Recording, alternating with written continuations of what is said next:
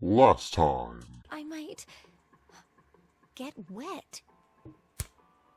And now, more of the...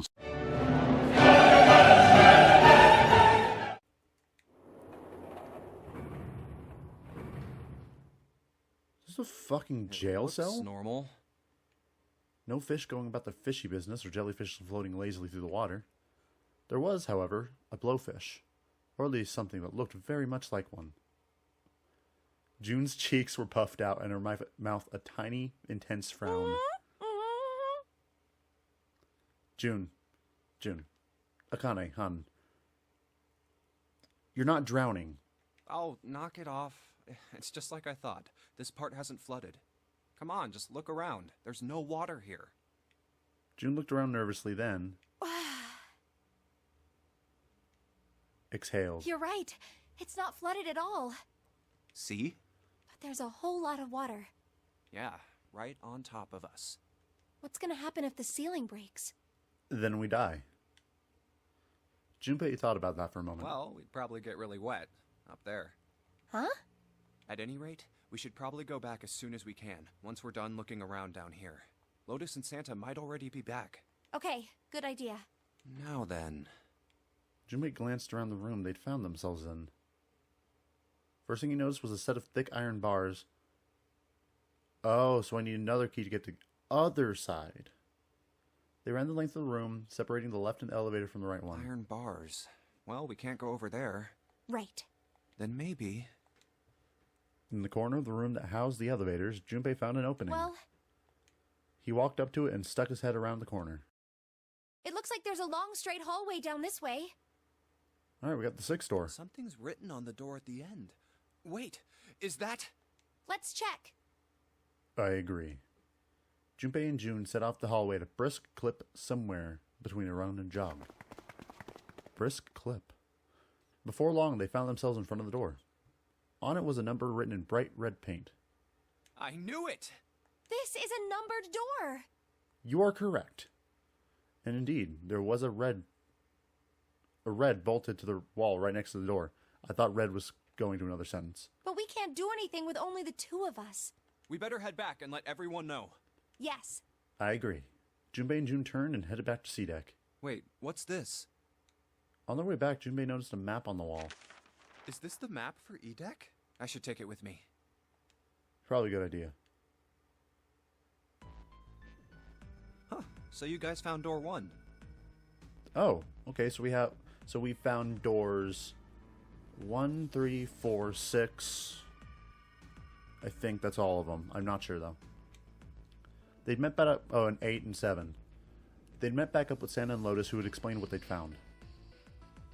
Apparently there was another unnumbered door on A-Deck, just like the one on E-Deck, beyond the door that the Earth key opened. According to Santa and Lotus, there was a 1 on the door. So now we've located 2 new doors. The 6th door and the 1 door.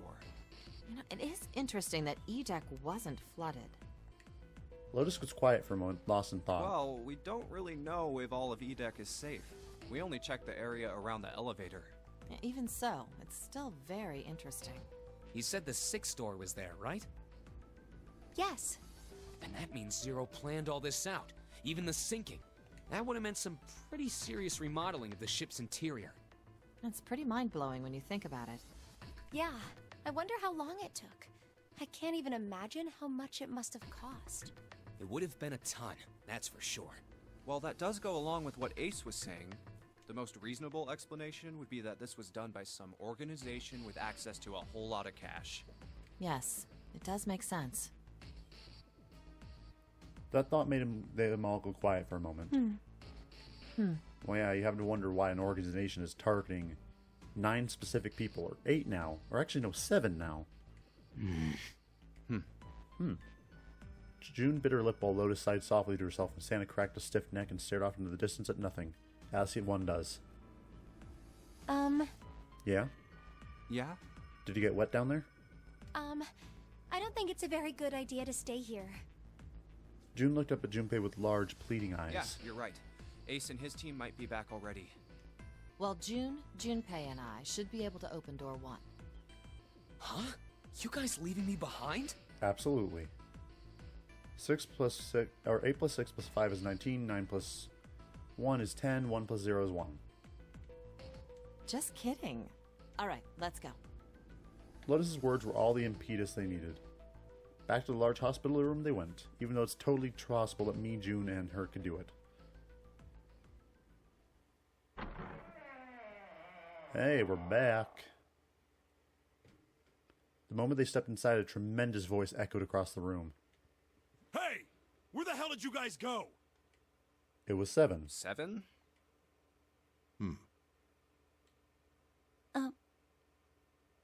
What, you didn't find Snake, or you did find Snake? Ace was right behind him and Clover was behind Ace, although she seemed to be hanging back. What's wrong?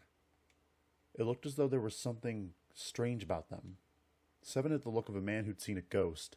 Ace was just as pale, and Clover looked as though she was moments from passing out entirely. They found his head in a freezer. For a long moment, they simply stood there looking at one another. Junpei looked around nervously, waiting for someone else to speak. No one did. He looked at 7. What happened? What the hell kind of question is that? 7 was trying very hard to be angry, but something had shaken him hard. His shoulders were trembling and his voice was strained. Snake is... Yeah, that's what I thought. Decapitated. 7 couldn't finish. He just looked away, his face twisted by Junpei wasn't sure what. Instead, Ace spoke. He took a deep breath, closed his eyes, and spoke. Snake is dead. He died, just as the 9th man did. Oh my god. It was as if all the air had suddenly been sucked out of the room. This music I remember. Junpei felt his heartbeat quicken, and he realized he was having trouble breathing. He could feel cold sweat beating on his forehead and neck. June, Santa, and Lotus looked the way he felt. All 3 were frozen in place, their faces white. Oh my god. That's not true, is it? We should make sure. Yeah, right. We should. Don't make him look at that again. They nodded to one another and headed for the numbered door 3. Wait! Not that way! What? Why not? They stopped short and turned to look at 7. He was pointing at the door with no number. I stuck a screwdriver in there to keep the door from closing all the way. It's not locked, so you can go in that way. Where is he? The shower room. The left side of the hallway. Shower room? I put a broom in there too to keep the door open. That means we can get in without going through the numbered door, right? Yeah, that's right. Then let's go. Their new destination clear, Junpei and his companions headed for the door with no number. Once in the hallway, it was easy to spot the metal door on the left wall. This wasn't open when we passed here before. But now, just as Evan had said, there was a broom stuck in between the door and the frame, keeping it open. Let's keep going. They looked at it for a moment, then stepped inside. Oh, it smells horrible. Lotus wrinkled her nose and covered her mouth in disgust. Even Santa pinched his nose shut. Ugh, yeah, this is pretty awful. I feel like I'm gonna puke. It was just as bad as they said, perhaps worse. A hideous smell filled the air, so thick they could almost taste it. It was sour, smelled of fish, feces, and burnt meat. It worked its way through Junpei's nose and down into his throat to pound against the entrance of his stomach. Ooh. He put his hands over his mouth and struggled to keep what little was in his stomach where it belonged. Where is he? Where's Snake? Oh my god. They didn't have to wonder where the body was. There. There was blood everywhere, with a few arms at the splatter reaching towards them as they walked through the door.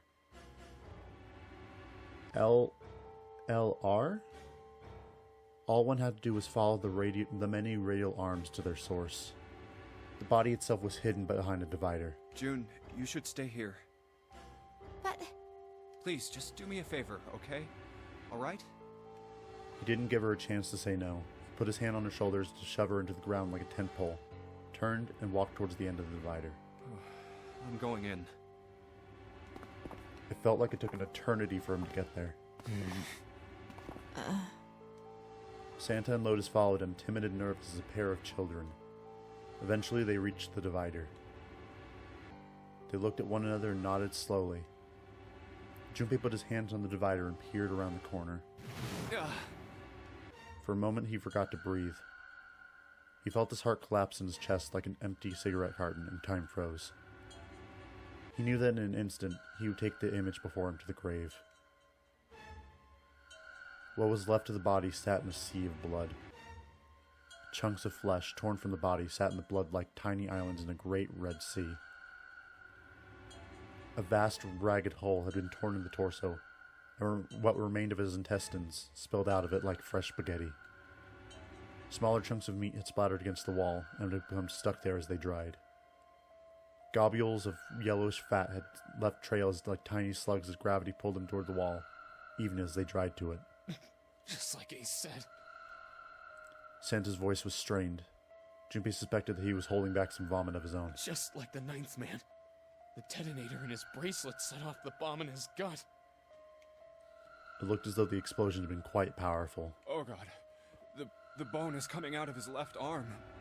It's definitely an open fracture. His legs were bent in an odd, unnatural way, and his left arm had been slit open, exposing the painfully white bone of his ulna. His bracelet lay next to him. It seemed to have hit the wall hard enough to have shattered the display, which lay on the ground in pieces. Oh, the face. It's horrible. Yeah, you can't even tell who it is. Half of his head had simply collapsed. The blood coating almost made it look like raw pizza dough covered in tomato sauce. His clothes, too, were covered in blood. The burgundy tie, the white shirt, jacket with the yellow piping, and the gray slacks. But the clothes are... They were all familiar to Junpei. No mistake about it. It's Snake. Lotus's voice was unnaturally deep and strained, and Junpei heard it catch in her throat.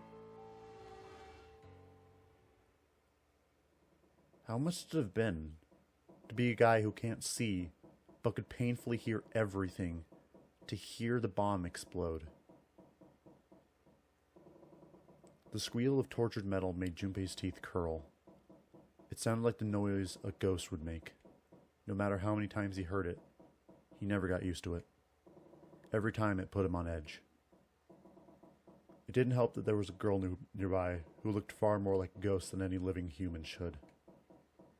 It was Clover.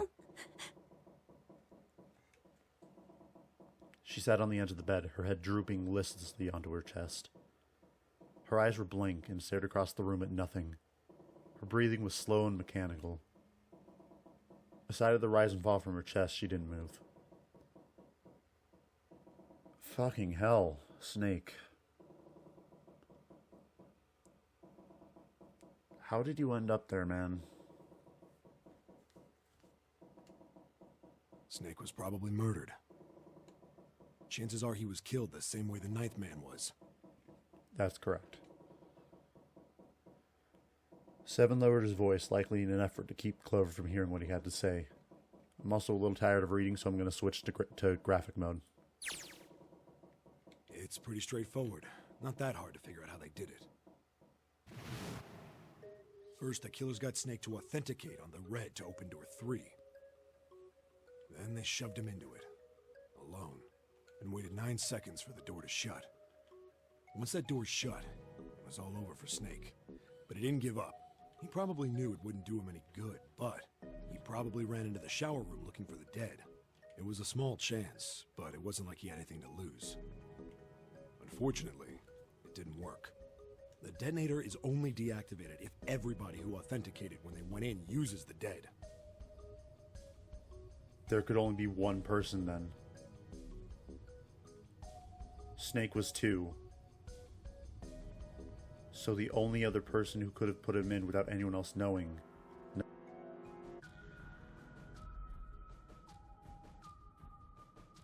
Snake was the only one who went through the door.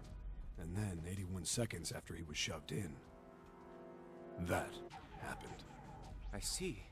So that's what you meant by killers, huh? No. Killer 1. You need at least 3 people to open one of the numbered doors, including Snake. Really? So someone... Wait. How'd they open door 3 then?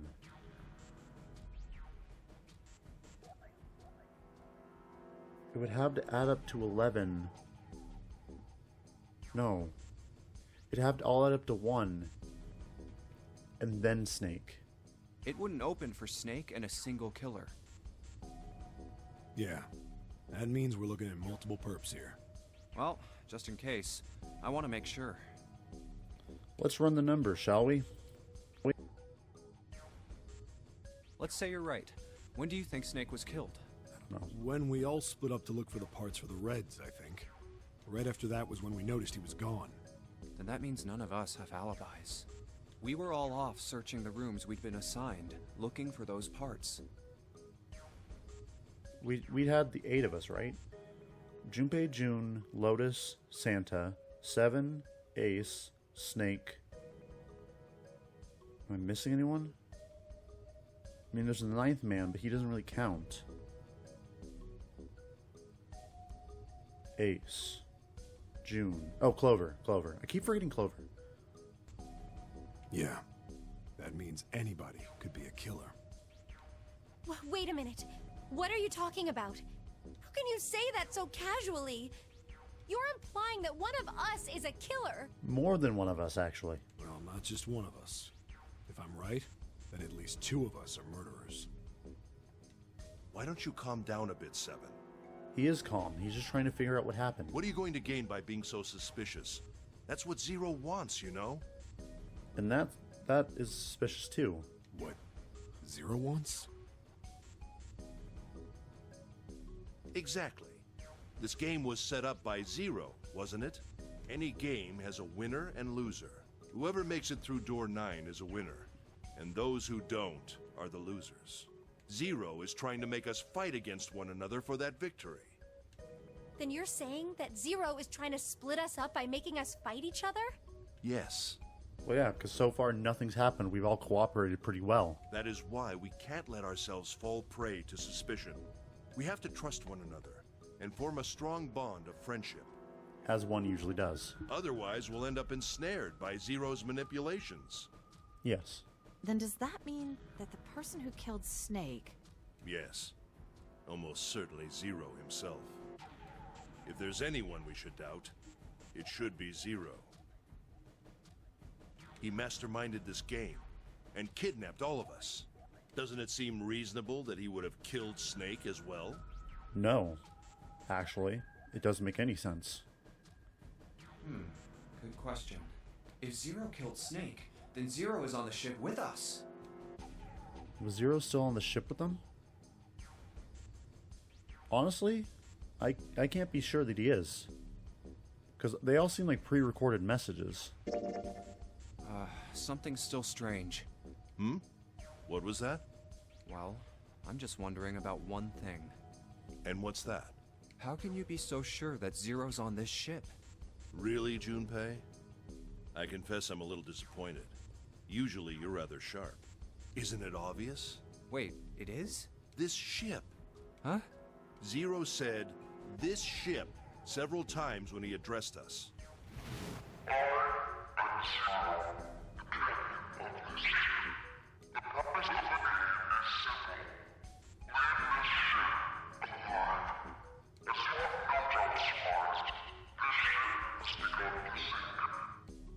If he weren't here, he wouldn't say this ship, would he?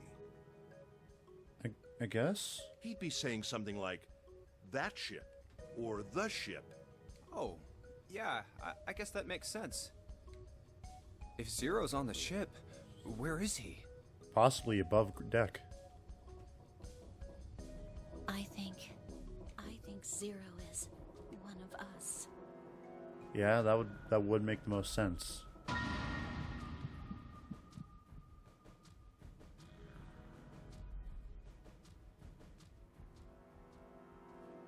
Was he one of them?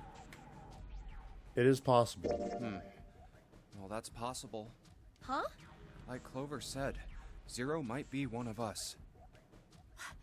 What are you saying, Jumpy? That it could be true. It's a possibility because there is only 9 people on this ship. Didn't you Or hear 8. what Ace said? Exactly. I said we shouldn't suspect one another for no reason. It's not no reason. No reason. I've got a great reason. And what's that? The bracelets. why are the bombs in our bodies connected to the bracelets? You're all thinking Zero's hiding somewhere watching us, right? If he's doing that, then he could just detonate the bombs by remote control if someone did something they weren't supposed to. It would be a lot more precise and a lot easier. But if that's the case, then why is the bomb set off by the detonator in the bracelet? You got a point. I'm not done. Try applying the same ideas to the nonary game. All of the puzzles here run all by themselves. In other words, Zero doesn't have to be controlling them for the game to move forward. Why's that? Why would Zero bother to do something like that? So let's say you and Clover are right. Zero's one of us. If that's the case, then it'd be really hard for him to keep track of all of us or control anything remotely. Because that's not the purpose of the game. The purpose of the game is, what I think, to see how the histories get manipulated. That's why all the puzzles run by themselves. That's what you're getting at, right? Yeah. 7, when we were talking earlier, you said any one of us could be Snake's killer, right? Yeah, something like that. Alright then. I've got a question for you, Ace. You said something like Zero must be the one who killed Snake, right? Yes, something like that. I can't think of any other explanation. But if he's one of us... Follow me? So what do we get if we combine those?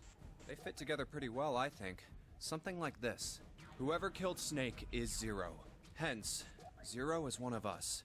7 and Ace's theories aren't mutually exclusive. They actually complement each other pretty well. At least they do if Zero is one of us. What were his motives? His motives? Complex motives. Yes, isn't that pretty important? Yeah, why did he kill Snake? Why would Zero want to hide as one of us? Oh, well, that's because... I don't know. Because nothing's more boring than watching a player play a game. Well, so much for making Wait. a persuasive argument, Junpei. I just undermined my entire YouTube channel. Okay, moving on. In other words, you only had circumstantial evidence. I don't really think that's enough to go on, you know? Ah.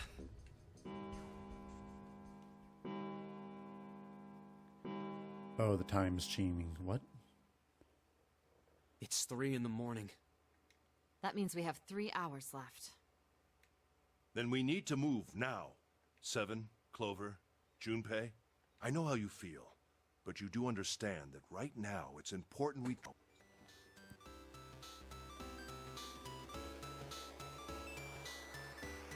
You're correct. Mercury.